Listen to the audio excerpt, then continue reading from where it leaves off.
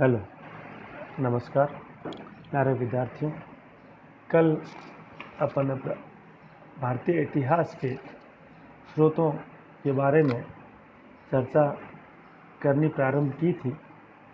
आज हम उसी कड़ी में भारतीय इतिहास को जानने में पुरातात्विक साधनों का क्या रोल है, उन के तहत हम आज पुरातात्विक साधनों में सबसे महत्वपूर्ण सामग्री जो कि अभिलेख माने जाते हैं, उन अभिलेखों के बारे में चर्चा करना चाहेंगे। पुरातात्विक सामग्री भारत के इतिहास के निर्माण में अत्यंत महत्वपूर्ण सामग्री मानी जाती है। इसका मुख्य कारण यह है कि ये अभिलेख मुख्यतः तिथि युक्त और समसामयिक होते हैं। ये अभिलेख जिस काल में लिखे गए, जिस काल में वो स्थापित किए गए, उस काल की सीधी जानकारी इतिहासकारों तक पहुंचाने में प्रमुख भूमिका निभाते हैं। चूँकि अभिलेखों में परिवर्तन करना बहुत ही मुश्किल होता है, अतः इसमें अतिरंजना की संभावनाएं भी न्यून रहती है। अभिलेखों के माध्यम से हमें तत्कालीन समय के राजाओं, व्यक्तियों, उनके वंश, उनके नाम, उनकी तिथियां, उनके कार्य इत्यादि जानकारियों पर प्रकाश पड़ता है। अभिलेखों से मिलने वाली सूचनाओं के आधार पर हम साहित्यिक स्रोतों से ज्ञात जानकारी का परीक्षण भी कर सकते हैं। इनमें से बहुत सारे अभिलेख तो इतने महत्वपूर्ण हैं कि बिना उनका प्रयोग किए इतिहास को समझ पाना मुश्किल ही नहीं, नामुमकिन सा हो जाता। इन अभिलेखों को उनकी बनावट के आधार पर, उनकी सामग्री के आधार पर इतिहासकार अलग अलग भागों में विभाजित करते हैं। इनमें शिलालेख, स्तंभलेख, ताम्रपत्र लेख, गुहा लेख और मूर्ति लेख इत्यादि इसके अंतर्गत रखे जाते हैं। इन लेखों में, अभिलेखों में कुछ राज्य शासन और राज्य आज्ञाएं हैं, कुछ दान लेख हैं, कुछ प्रशस्तियां हैं, कुछ गैर सरकारी लेखों से महत्वपूर्ण सूचनाएं भी प्राप्त होती है। अभिलेखों में शिलालेख और शिलालेखों में अशोक के अभिलेख भारत के प्राचीनतम लिखित साक्ष्य माने जाते हैं, क्योंकि बिना अशोक के अभिलेखों को पढ़े या यदि अशोक के अभिलेख हमें प्राप्त नहीं होते तो प्राचीन भारत के इतिहास का निर्माण किया जाना नामुमकिन था। अशोक के अभिलेखों के अलावा पुष्यमित्र शुंग का अयोध्या का अभिलेख, खारवेल का हाथी गुम्फा का अभिलेख, रुद्रदामन का जूनागढ़ का अभिलेख और हेलियोडोरस के लेख, समुद्रगुप्त का स्तंभ लेख इत्यादि बहुत ही महत्वपूर्ण जानकारियां प्रदान करते हैं। इन स्तंभ लेखों और शिलालेखों के अलावा ताम्रपत्र लेख, जो कि तत्कालीन समय की राजनीतिक, आर्थिक और धार्मिक तीनों ही प्रकार की जानकारियां बहुत महत्वपूर्ण ढंग से प्रदान कराते हैं। मूलतः ये ताम्रपत्र लेख भूमि दान पत्र होते थे, जो दान पाने वाले व्यक्ति के अधिकार को एक प्रकार से प्रमाणित करते थे। इन ताम्रपत्र लेखों में दान देने वाले राजा का नाम, उसका वंश, उनकी उपलब्धियों इत्यादि की जानकारी प्राप्त होती थी। साथ ही साथ इन दान पत्रों में जो भूमि किसी विद्वान को, किसी योद्धा को उसके पारितोषिक के बदले में प्रदान की गई है, उस भूमि की किस्म, उसका आकार,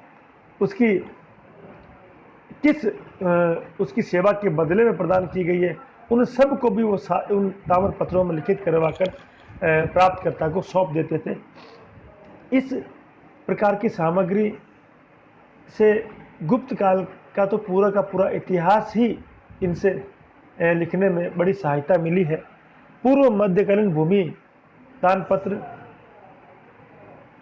पूर्व मध्यकालीन सामंती व्यवस्था पर एक बहुत महत्वपूर्ण जानकारी प्रदान करते हैं और इन ताम्रपत्रों स्तंभ लेखों के अलावा गुहा लेख भी बहुत महत्वपूर्ण जानकारियां प्रदान करते हैं। जैसे कि प्राचीन काल में राजा महाराजा भिक्षुओं साधु संतों के आवास के लिए शहर से बाहर नगर से बाहर कुछ ऐसे प्राकृतिक आवास बना दिया करते थे।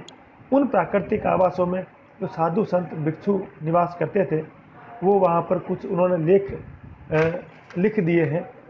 इन ऐसे लेखों में अशोक के बाराबर गुफा लेख, अशोक के पुत्रदशरथ के नागार्जुनी गुफा लेख, सातवाहन शासकों के नासिक नाना घाट गुफाओं के लेख बहुत ही महत्वपूर्ण जानकारियां प्रदान करते हैं।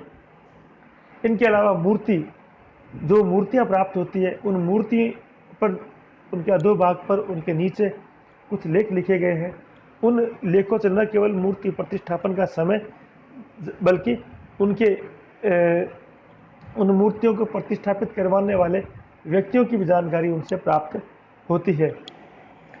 इन अभिलेखों के अलावा मुद्राएं और सिक्के ऐसी महत्वपूर्ण सामग्री है जो कि प्राचीन भारत के इतिहास को बहुत ही महत्वपूर्ण जानकारी प्रदान करते हैं। ऐसे में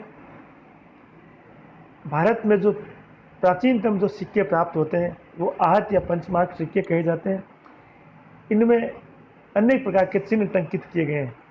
क्योंकि इनमें किसी प्रकार का लेख नहीं है अतः ये उस समय की जानकारी तो प्रदान नहीं करते हैं, न ही ठीक ठीक वो समय भी बताते हैं। लेकिन अधिकांश इतिहासकारों का मान्यता है कि ये पंचमार्क सिक्के मौर्य कालीन या मौर्य पूर्व युग के में चलन में आए थे। इसी प्रकार हिंद यूनानी शासकों का तो पूरा का पूरा इतिहास ही इनकी स्वर्ण मुद्राओं के आधार पर ही लिखा जाना संभव हो पाया है। क्योंकि यूनान और रोम के इतिहासकार तो केवल 4 या 5 हिंद यूनानी शासकों का उल्लेख करते हैं, जबकि 200 ईसा पूर्व से 100 ईसा पूर्व के मध्य लगभग ऐसे 30 हिंद यूनानी शासकों ने जिन्होंने पंजाब में शासन किया उनके विषय में उनके सिक्कों के आधार पर जानकारी प्राप्त होती है। इसी प्रकार मालव, योधेय इत्यादि गणराज्यों का पूरा इतिहास उनके सिक्कों के आधार पर लिखा गया है। गुप्त साम्राज्य के पतन के बाद भारत के इतिहास को जानने में सिक्के बहुत कम उपयोगी साबित रहे, क्योंकि हर्ष के पश्चात चालुक्य, राष्ट्रकूट, प्रतिहार और पाल वंशों के सिक्के बहुत कम मात्रा में प्राप्त हुए हैं। सिक्के न केवल राजनीतिक बल्कि सांस्कृतिक, सामाजिक, धार्मिक इत्यादि सूचनाएं भी हमें प्रदान करते हैं। जिस स्थान पर सिक्कों बहुतायत में प्राप्त होते हैं वो शासक सामान्यतः उस शासक के अधिकार क्षेत्र में माना जाता था। इसी प्रकार सिक्कों पर लिखे गए नाम, पदवियां, तिथि, राज्य चिन्ह, धर्म चिन्ह इत्यादि के आधार पर राजाओं की वंशावलियाँ, उनकी उपलब्धियाँ, उनके शासनकाल, उनकी राजनीतिक और धार्मिक विचारधाराओं को हमें बताने में महत्वपूर्ण भूमिका निभाती है। इसी प्रकार सिक्कों पर अंकित चित्रों के आधार पर उनके धार्मिक विचारधाराएं, धार्मिक उनके झुकाव को प्रदर्शित करते हैं। जैसे समुद्रगुप्त की कुछ मुद्राओं पर से वीणा बजाते हुए दिखाया गया है जो उसकी व्यक्तिगत रुचि को प्रदर्शित करते हैं। इसी प्रकार समुद्रगुप्त की कुछ मुद्राओं पर अश्व और युग के चित्र बने हुए और अश्वमेघ पराक्रम लिखा गया है, तो साबित करता है कि समुद्रगुप्त बड़ा विजेता था और उन्होंने अपने शासनकाल में अश्वमेघ यज्ञ किया था। इसी प्रकार सिक्कों में उसमें मिलावट के आधार पर अनुमान लगाते हैं कि किसी राज्य की आर्थिक स्थिति कैसी रही थी। जैसे कि गुप्त काल के परवर्ती शासकों में स्कंदगुप्त के काल में आते आते जो स्वर्ण सिक्के स्कंदगुप्त के काल में बनवाए गए, उन सिक्कों में सोने के साथ मिलावट बहुत ज़्यादा मात्रा में की गई थी। उससे इतिहासकार यह अनुमान लगाते हैं कि गुप्त काल की स्थिति, आर्थिक स्थिति उस समय तक काफ़ी निम्न स्तर तक पहुंच गई थी। इसी प्रकार शकों की मुद्राओं पर राजा के साथ साथ युवराज का नाम भी मिलता है, जिससे उत्तराधिकार क्रम को समझने में मदद मिलती है। कनिष्क की मुद्राओं में बुद्ध का चित्र मिलता है। विम कटफजस के सिक्कों पर त्रिशूल, नंदी और शिव की आकृतियां प्राप्त होती है। उससे हम कह सकते हैं कि विम प्रारंभिक कुषाण शासक जो थे वो शिव के उपासक थे। इसी प्रकार मोहरें, सिक्कों के साथ साथ मोहरें भी प्राचीन काल में बड़ी मात्रा में प्राप्त होती है। ये मोहरें प्राय किसी राजा के द्वारा, सामंत के द्वारा, पदाधिकारियों के द्वारा, निगम, व्यापारी या व्यक्ति विशेष के नामों के आधार पर जारी की जाती थी। सबसे पुरानी मोहरें सिंधु सभ्यता में प्राप्त होती है। ये हजारों की संख्या में प्राप्त हुई है। इन सिंधुकालीन मोहरों पर जो मूर्तियाँ, जो आकृतियाँ अंकित है, उनके आधार पर हम अनुमान लगाते हैं कि पशुपति मोहर जो है वो सबसे पहले भारतीय परंपरा में शिव का एक पहला प्रमाण प्रस्तुत करती है। इसी प्रकार किसी पशु की आकृति और किसी योगी की आकृति, उन सब के आधार पर उस समय के धार्मिक विचारों के बारे में हमें जानकारी प्राप्त होती है। ऐसी ही एक मुद्राओं की एक मोहरों की एक बड़ी खेप मिली, जो बसाड़, जो प्राचीन वैशाली का एक स्थान है, वहाँ से मिट्टी की ऐसी मोहरें मिली है जो 4वीं शताब्दी ईस्वी में एक व्यापारिक संगठन की जानकारी प्रदान करती है। इन सिक्कों, मोहरों, अभिलेखों के अलावा प्राचीन काल की मूर्तियाँ, चित्रकला और शैल चित्रों के माध्यम से भी हमें इतिहास की विशद जानकारी प्राप्त होती है। जहाँ प्राचीन काल की मूर्तियाँ, धातु मूर्तियाँ, पाषाण मूर्तियाँ, मृण मूर्तियाँ न केवल कला की जानकारी प्रदान करती है, बल्कि तत्कालीन समय की संस्कृति, आभूषण, परिधान, धार्मिक विचारधाराओं की सूचनाएं भी प्रदान करती है। जिस प्रकार सिंधु सभ्यता के स्थलों समय मातृ देवी की मूर्तियाँ प्राप्त हुई है, उन मूर्तियों से निष्कर्ष निकाला जा सका है कि सिंधु काल में मातृ शक्ति या देवी की पूजा धर्म का प्रमुख अंग थी। इसी प्रकार नर्तकी की कांस्य मूर्ति जो प्राप्त हुई, उससे हमें उस समय की सौंदर्य प्रसाधन, वस्त्र परिधान, आभूषणों के बारे में जानकारी प्राप्त होती है। इसी प्रकार मोहनजोदड़ो से योगी की जो मोहर प्राप्त हुई है, जिसमें एक पुरोहित अंकित किया गया है, उससे हमें निर्वर्ती मार्गीय परंपराओं की जानकारी प्राप्त होती है। इसी प्रकार मौर्य काल में यक्षिणियों की बहुत सुंदर सुंदर मूर्तियाँ मिली है, जिनसे हमें उस समय तत्कालीन लोक धर्म की जानकारी प्राप्त होती है। और कुषाण काल में मूर्ति कला की जो 2 शैलियाँ मथुरा गंधार शैली की डेवलप हुई, वो भी हमें मूर्तियों के आधार पर प्राप्त होती है कि पश्चिम उत्तर भारत में यूनानी प्रभाव की मूर्ति कला और भारत में मथुरा के आसपास हमें मथुरा शैली की जानकारी, डेवलप होने की जानकारी प्राप्त होती है। इसी प्रकार सारनाथ में धर्म चक्र प्रवर्तन की मुद्रा में बुद्ध की जो मूर्ति प्राप्त हुई है, वो आध्यात्मिक चेतना की श्रेष्ठतम जानकारी प्रदान करने का साधन मानी जा सकती है। इसी प्रकार शैल चित्रों से भी हमें बहुत महत्वपूर्ण जानकारी प्राप्त होती है। भारत, ऑस्ट्रेलिया, दक्षिण अफ्रीका, इन शैल चित्र जो प्राकृतिक प्राग ऐतिहासिक काल में मनुष्य के जो प्राकृतिक आवास स्थल थे, उनसे प्राप्त जो विथिकाएँ प्राप्त हुई है, उनसे हमें मध्य पाषाण कालीन, प्राग ऐतिहासिक कालीन मनुष्य का जो जनजीवन था, उसके बारे में जानकारियाँ प्राप्त होती है। ऐसे भारत में ऐसे स्थानों में भीमबेटका बहुत प्रसिद्ध स्थान है, जहाँ से ये जानकारी प्राप्त होती है, जिससे ये तय होता है कि भारत भी प्राचीन मध्य पाषाण काल में मनुष्य का एक प्राकृतिक आवास स्थल के रूप में डेवलप, विकसित हो चुका था। और मानव सभ्यता जो है, हैबिटेशन जो है, वो भारतवर्ष में मध्य पाषाण काल में ही हो चुका था। इन गुफाओं में कलात्मक जटिल अल्पनाएं, ऊर्जावान चपल पशु, शिकारी, धनुर्धर, नृत्य, शिकार के दृश्य,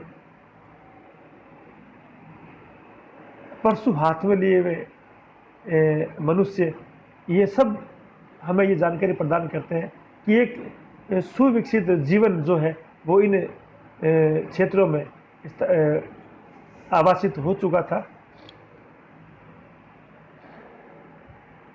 इसके साथ साथ चित्रकला की परंपरा जो विकसित हुई भारत में, वो भी हमें जनजातीय और लोक परंपराओं के बारे में जानकारी प्रदान करती है। वात्सायन के काम सूत्र से ज्ञात होता है कि प्राचीन काल में चित्रकला वैज्ञानिक सिद्धांतों पर आधारित थी और उनका शास्त्रीय पद्धति से अध्ययन अध्यापन किया जाता था। और अजंता के चित्र जो बहुत ही वास्तविक और सजीवता के से ओतप्रोत है, वो भी हमें उस समय के मनुष्य के जो भावात्मक जो विकास हुआ उसके बारे में जानकारी प्रदान करते हैं। इनके साथ साथ भवन, मंदिर, स्तूप, स्तंभ, चैत्य, विहार इत्यादि स्मारक जो है वो भी हमें इतिहास की महत्वपूर्ण जानकारियाँ प्रदान करते हैं। जैसे सिंधु सभ्यता से जो स्थान प्राप्त हुए, जैसे विशाल अन्नागार, विशाल स्नानागार, विशाल डॉकयार्ड,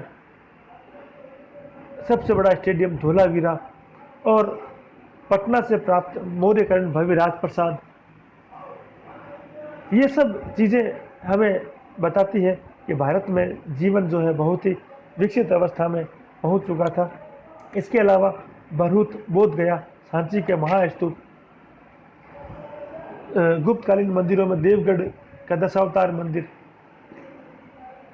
अजंता एलोरा की गुफाएं, चोल काल में बने हुए मंदिर, और विदेशों में भारत से बाहर दक्षिण पूर्व एशिया में स्थित अंकोर वाट और बोरोबुदुर इत्यादि के क्षेत्रों से भी जो हमें जानकारियाँ प्राप्त होती है, वो हमें बताती है कि भारतीय संस्कृति का विकास जो है वो सुदूर पूर्व में, ईसा पूर्व में ही हो चुका था।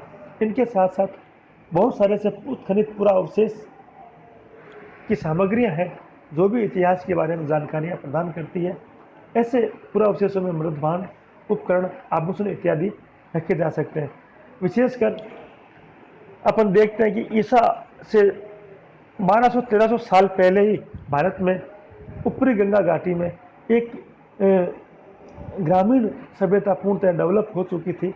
उस सभ्यता के बारे में हमें उस समय के प्रयोग किए हुए गहरे रंग के मृदभांड, तत्कालीन काले और लाल रंग के मृदभांड, उसके बाद चित्रित पेंटेड ग्रे वेयर, उसके बाद नॉर्दर्न ब्लैक पॉलिश्ड वेयर, ये सब हमें जानकारी प्रदान करते हैं कि भारत में गंगा घाटी के ऊपरी क्षेत्रों में एक ग्रामीण सभ्यता धीरे धीरे विकसित हो चुकी थी, जो पूर्ण ग्राम्य जीवन का एक प्रकार का प्रारंभिक चरण था। इसी प्रकार उत्तरी काली चमकीली मृदभांड परंपरा जो है वो एक द्वितीय नगरीय क्रांति के संकेत प्रस्तुत करती है, क्योंकि इसी काल में हमें लोहे के बने हुए उपकरणों की जानकारी भी प्राप्त हुई है। एनबीपी और लोहे के औजार ये प्रमाणित करते हैं कि उस समय भारत में नगर स्थापित होने शुरू हो गए थे। भारतीय क्षेत्रों में ग्राम्य जीवन से निकलकर नगरीय क्रांति की शुरुआत हो चुकी थी। इसी चीज़ों में आगे, इसी प्रमाणों के आधार पर हम ये कह सकते हैं कि प्राचीन काल के अनेक पुराअवशेष, आभूषण, खिलौने, अस्थि अवशेष आदि भारतीय संस्कृति के अनेक पक्षों को उजागर करते हैं और हमें बताते हैं कि एक विशिष्ट धार्मिक, आर्थिक, सामाजिक, राजनीतिक दृष्टिकोण और विशद रूप से ये विकसित हो चुका था। और भारत में ऐसी बहुत सारी जो जीवन के अनेक क्षेत्र हमें दिखाई देते हैं, उनके प्रमाण हमें उपलब्ध इन सामग्री का प्रमाण हमें प्राप्त होते हैं। उन प्रमाणों और सामग्री के आधार पर हमें कह सकते हैं कि भारत में एक समृद्ध इतिहास परंपरा स्थापित हो चुकी थी। धन्यवाद। आज अपन ने पुरातात्विक स्रोतों के बारे में चर्चा की।